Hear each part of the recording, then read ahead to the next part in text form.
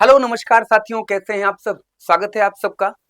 आज करंट में चर्चा में रहा एक मुद्दा जो आप लोगों के समक्ष में डिस्कस करना चाहूंगा।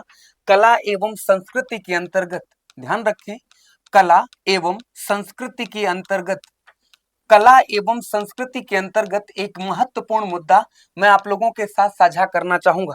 एक महत्वपूर्ण मुद्दा आप लोगों के समक्ष साझा करना चाहूंगा। ध्यान रखिएगा, अभी महिला औधुअर चर्चा में रही। महिला औधुअर ये चर्चा में रही।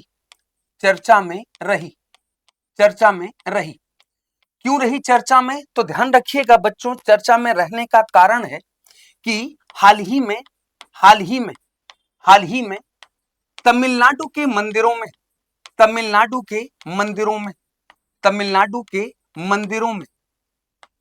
में इनको नियुक्त किया गया। इन्हें नियुक्त किया गया। एक प्रश्न बनेगा आपके दिमाग में कि सर औधुअर होते क्या हैं और क्या है इनका उपयोग। तो ध्यान रखिए, एक पृष्ठभूमि बनती होगी आपके दिमाग में जब हम भक्ति आंदोलन की चर्चा करते हैं, स्पेशली दक्षिण भारत की। तो दक्षिण भारत में देखिएगा दो प्रकार के संतों का उल्लेख है, दो प्रकार के प्रमुख संतों का उल्लेख, दो प्रकार के जो हिंदू धर्म के दो संप्रदायों का प्रतिनिधित्व किया करते थे।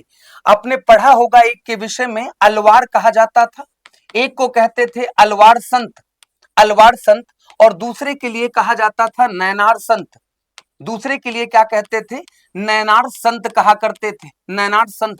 अलवार संत की अगर चर्चा करने जाएं आप लोग, तो अलवार संत आपको दिखाई देगा कि क्या अलवार संत ये वैष्णव हुआ करते थे बच्चों। ये वैष्णव थे। वैष्णव संत उन संतों को कहा जाता है जो भगवान विष्णु या उनके किसी अवतार की पूजा करते हैं। नैनार संत की अगर बात करते हैं तो कहा जाता है ये शैव होते थे, भगवान शिव या उनके किसी रूप की पूजा करने वाले शैव कहलाते थे।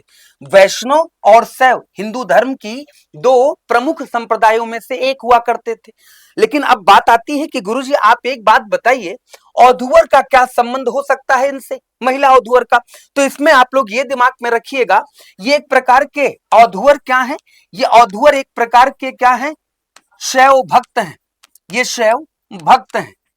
औधुअर क्या होते हैं? तो ये शैव भक्त हैं। महिला औधुअर अर्थात औधुअर ये महिला और पुरुष दोनों हो सकते हैं। महिला और पुरुष दोनों हो सकते हैं, महिला और पुरुष, है ना, महिला और पुरुष दोनों हो सकते हैं। जरा समझने का प्रयास करें बच्चों, महिला और पुरुष दोनों हो सकते हैं। याद रखिएगा, औधुअर की अगर आप चर्चा करने जाते हैं तो यह कहा जाता है कि भगवान शिव की स्मृति में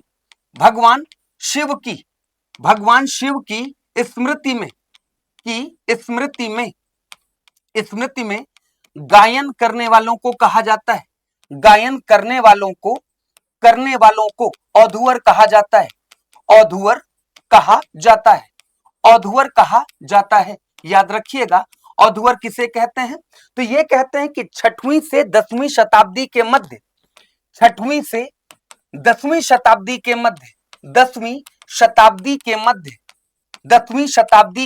मध्य क्या हुआ था? 10वीं शताब्दी के मध्य आप लोग देखते हैं कि 12 खंडों में ये जो स्तुति है जिनको गाते हैं महिला और पुरुष, औधुअर जो गाते हैं, 12 खंडों में इन स्तुतियों का संग्रह किया गया।